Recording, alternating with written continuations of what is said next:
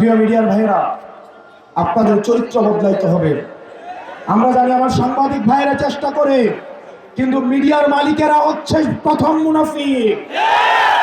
আগামী নির্বাচনে আপনারা যদি নিরপেক্ষ ভূমিকা পালন না করেন, জনগণ এবারে মিডিয়াকেও লাল কার্ড দেখাবে।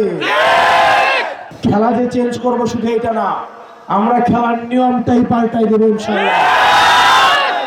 আপনারা দেখবেন প্রার্থীরা ভোটারদেরকে টাকা দিয়ে আসে, বিরিয়ানির প্যাকেট দিয়ে আসে, বাড়িতে গাড়ি পাঠায়, বাড়িতে রিক্সা পাঠায়, বাড়িতে সিএনজি পাঠায়, আর সেই জায়গায় মানুষ এসে আমাদেরকে টাকা দিয়ে যায়।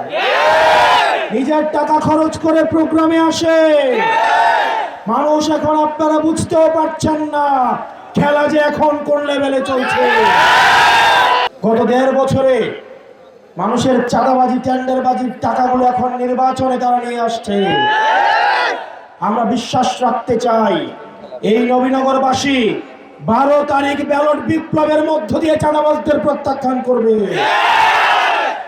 প্রিয় প্রশাসনের ভাইরা, আপনারা এখানে যারা আছেন, প্রশাসনের অনেকের এই তরুণ প্রজন্মের, আপনাদের কাছে আমাদের আস্থা অনেক। গত 3টা নির্বাচনে এসপি কে সাক্ষী রেখে, ওসি কে সাক্ষী রেখে, এসআই কে সাক্ষী রেখে দিনের ভোট রাতে হয়েছে। মরা মানুষ এসে ভোট দিয়ে গিয়েছে, সেটার ফলাফল আপনারা 5 আগস্ট পেয়েছেন। অনেক মা তার সন্তান হারিয়েছে, অনেক সন্তান তার বাবা হারিয়েছে।